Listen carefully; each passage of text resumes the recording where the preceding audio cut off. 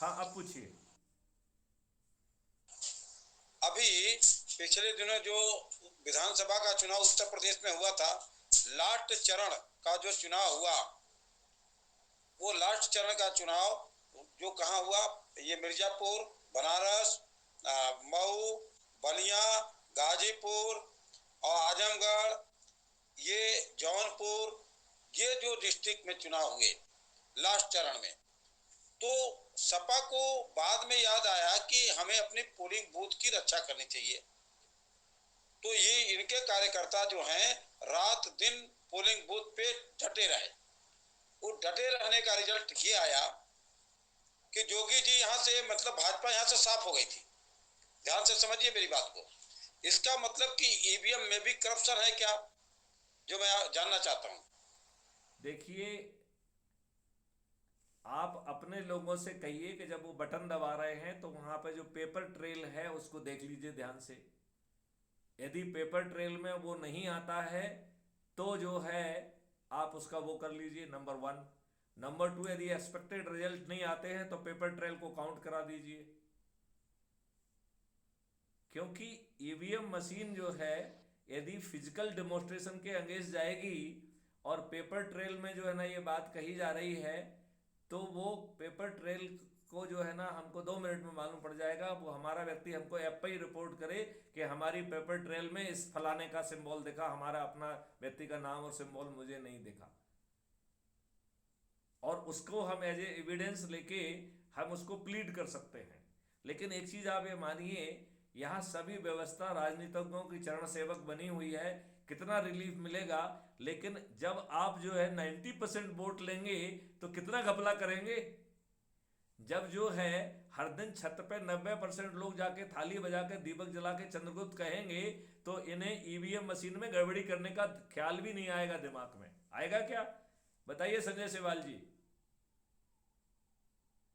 बिल्कुल बिल्कुल आएगा, मैं बता रहा हूँ।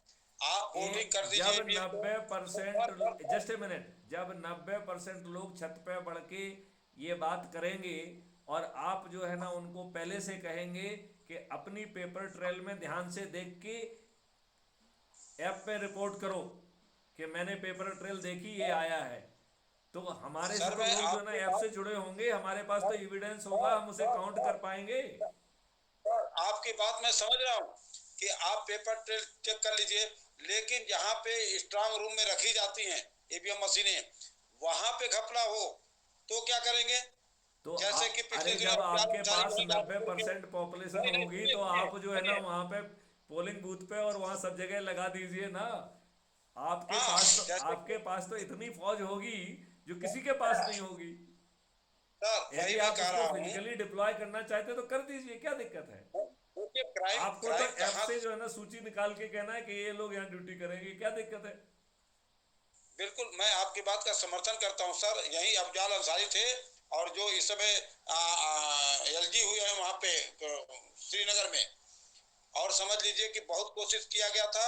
उसने कहा कि आप फायरिंग करिए, गोली चलाइए, मैं यहाँ पे सब कुछ, लेकिन हटे नहीं लोग। न हटने का वजह क्या हुआ कि वो चुनाव हार गए और अफजाल अंसारी वहां से जीत गया, जैसे भी जीता हो। तो ये घपला ये राजनीतिक लोग कर रहे हैं। और मैं आपको बता देना चाहता हूँ अच्छा कि ये 1990 में, अच्छा नरेंद्र जी, मुझे ये बताइए। सर एक चीज, एक मिनट 1990 में हम बाबा जय गुरुदेव जी महाराज के शिष्यों ने गांव गांव से एक प्रस्ताव पास कराया था कि आगे चल करके ये राजनीतिक लोग मशीन से चुनाव कराएंगे, हम जनता उसका बहिष्कार करती है। जबकि उस समय ईवीएम आया भी नहीं था।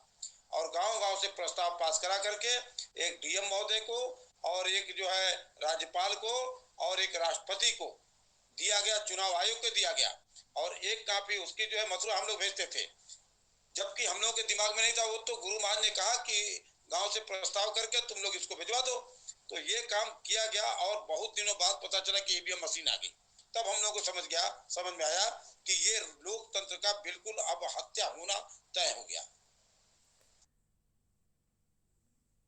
देखिए, आज जो व्यक्ति आपके राजनीति में सम्मिलित हैं वो स्वयं अपराधी हैं, बाहुबली हैं, और उन्हें चपरासी की नौकरी नहीं मिल सकती है।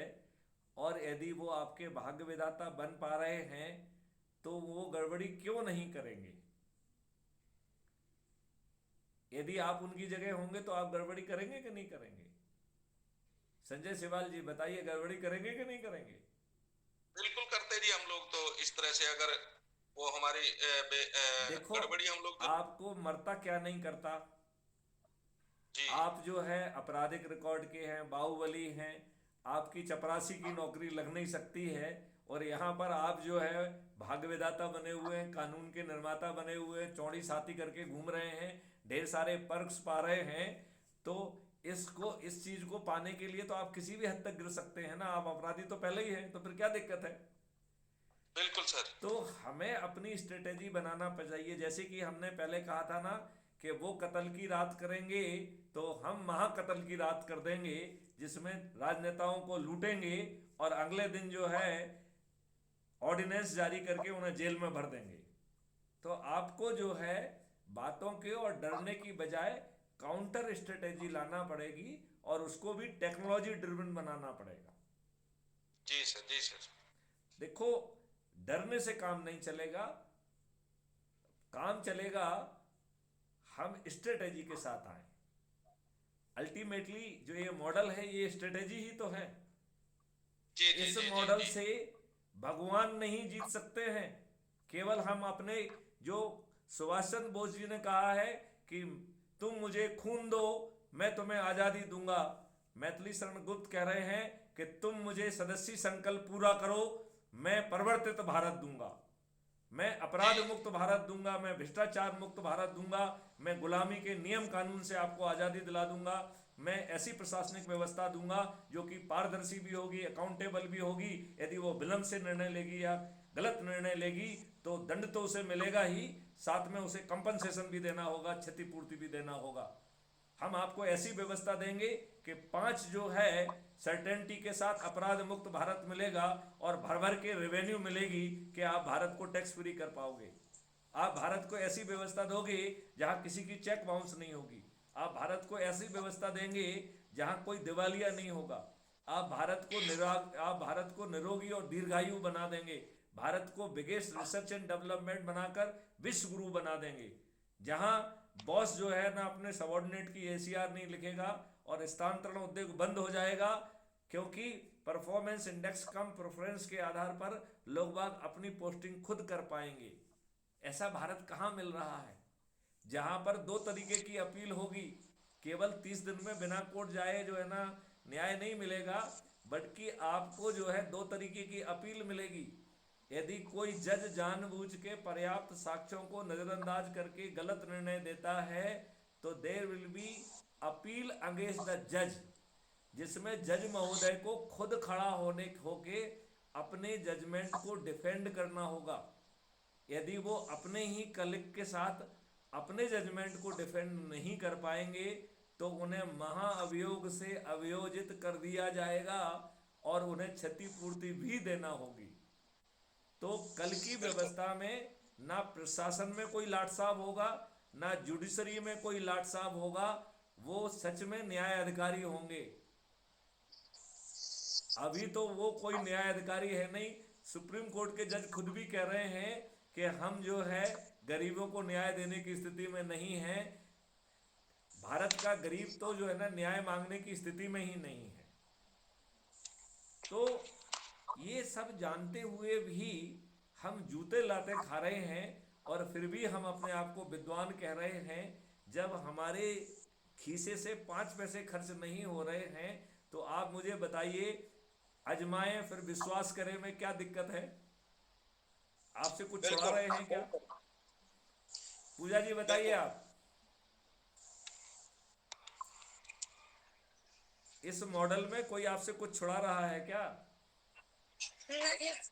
आप किसी को कुछ दे रहे हैं क्या? तो फिर आजमाएं फिर विश्वास करें में क्या दिक्कत है? हम अपना प्रयास जारी है, लगे हैं। अभी तो आप कर्नाटका में सेंटर खोजाइए। अभी मुझे उत्तर प्रदेश की चिंता नहीं है, बिहार की चिंता नहीं है। हमारे पास मात्र 10 दिन है, मात्र 10 दिन, और हमें मात्र 5 दिन ही चाहिए। लेकिन इन 5 दिनों में वो चमत्कार करना होगा। और ये विद्वान हमारे समय खर्च कर रहे हैं, वो मीटिंग भी अरेंज नहीं कर पा रहे हैं। उससे तो अच्छे बच्चे हैं जो कह रहे हैं कि सर हमारे स्कूल में आ जाइए और हमारी वो मीटिंग ले लीजिए। सही बात है। आज 2 बच्चों ने कहा कि सर हमारे स्कूल में आ जाइए, हमने कहा बिल्कुल आएंगे। मतलब स्कूल नहीं था उनका, कॉलेज था, बोले सर हमारे कॉलेज में आइए, हम सर ऑर्गेनाइज करते हैं। एक अध्यापक ही आ गए, बोले कि सर जो है मैं पंडित हूँ और सर आप मुझे जो है ना ये ऐसा ऐसा हो रहा है। मैंने कहा बिल्कुल सही कहा आपने। बोला सर मैं आपकी जी मीटिंग अरेंज करता हूँ। मैंने कहा अपने अकेले कॉलेज में मत करिए, बगल पड़ोसियों के कॉलेज में भी कर लीजिए, मैं आऊँगा। जी, आज आज हम बात किए हैं एक, मतलब हमारे घर से 15 किलोमीटर एक बंगल टोला है, तो वो लोग हम लोग के जब खेती करते हैं ना, तो अनाज पहुंचाने आए थे। तो उनसे बात किए हैं, वो बोले हैं कि कल आएंगे तो हम मतलब जोड़ेंगे। तो हम सोचे कि इसमें पूछ लेते हैं कि उन लोग को जोड़ना है कि नहीं जोड़ना सभी है, को जोड़ना है। क्योंकि उनका बात हमको भी समझ में नहीं आता है। किनका बात समझ में नहीं आता है? ये जो बंगाल, मतलब बंगाली है, बंगाली तो भैया वो बंगाली है। पूजा जी वो आपसे कुछ छुड़ा रहे हैं क्या? देखो मैं तो ये कह रहा हूँ कि वाल्मीकि जी एक डकैत थे। साधुओं ने जब उनसे कहा कि भाई साहब जो है जी ना ये पाप क्यों कर रहे हैं आप, तो उन्होंने कहा कि मैं अपने बच्चों के लिए कर रहा हूँ, अपनी पत्नी के लिए कर रहा हूँ। तो उन्होंने कहा कि अपनी पत्नी और बच्चों से तो पूछिए कि क्या वो आपके पाप के भागीदार हैं। तो बोले हाँ होंगे ही।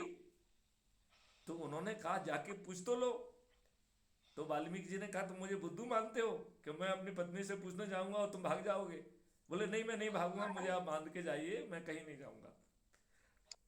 तो जब वाल्मीकि जी अपने पति के पास पहुंचे, पत्नी के पास पहुंचे, तो पत्नी ने कहा कि हे पति महोदय, मैं आपकी पत्नी हूँ, आपका मेरा पालन पोषण करना आपकी जिम्मेवारी है, मैं आपके पाप की कोई जी भागीदार नहीं हूँ। आप हमें पाल पोस के हमारे ऊपर एहसान नहीं कर रहे हो, ये आपके कर्तव्य का हिस्सा है। और मैं बिल्कुल भी तुम्हारे पाप की तो भागीदार बिल्कुल नहीं हूँ। बच्चों से पूछा तो उन्होंने भी वैसे ही जवाब दिया। तो वाल्मीकि जी का दिमाग घूम गया, वो लौट के गए और ज़्यादा सीधे जो है ना साधु बाबा के साष्टांग हो गए कि भगवान आपने जो है ना हमारा दिमाग जो है ना ठीक कर दिया। और फिर वो जो है ना केवल ऋषि हुए, वही डकैत जो है ना महर्षि हुए, जिन्होंने 10,000 वर्ष पहले रामचरितमानस लिख दी, रामायण लिख दी। जब भगवान राम पैदा ही नहीं हुए तो उसके पहले उन्होंने सब कुछ लिख डाला। कितने कितने भविष्यवक्ता थे। रैदास जी जो है कितनी बड़ी वाणी भविष्यवाणी करके गए हैं जय गुरुदेव बाबा की, जो उनके ऊपर पूरी शब्दशा जो है खरी उतरती है। जी और वो इस बात को भी इंडिकेट करता है कि जय बाबा गुरुदेव कहीं ना कहीं सुभाष चंद्र बोस का जो है ताना वाना उनके साथ है। तभी कहा गया है कि तुम कई बार मरोगे, कई बार जियोगे। तो ये कोई छोटा मोटा बात नहीं है, इसको यदि बारीकी से पढ़ा जाए तो बड़ी बड़ी कहानी है। लेकिन अभी कहानी जी कहने का समय नहीं है। अभी कर्नाटका में फतह हासिल करना है, इस पे ध्यान दीजिए। अभी ना जी बंगाल प्रायोरिटी में है, ना उत्तर प्रदेश, ना मध्य प्रदेश, ना छत्तीसगढ़, ना राजस्थान, ना तेलंगाना। ये सब जो है 10 मई के बाद जो है रडार पे आएंगे। अभी तो कर्नाटका कर्नाटका कर्नाटका रहे हम कहीं पे भी, कर्नाटका को पकड़ो। और आपके यहाँ से ढेर सारे लोग यहाँ पर हैं, अच्छे एक लोग बात हैं। कहूं, हैं? एक बात कहूं सर, बोलिए। हमारे देश के जो स्वतंत्रता सेनानी थे एक जिनको एक फांसी एक पे एक मिनट, लटका एक दिया मिनट, गया, एक एक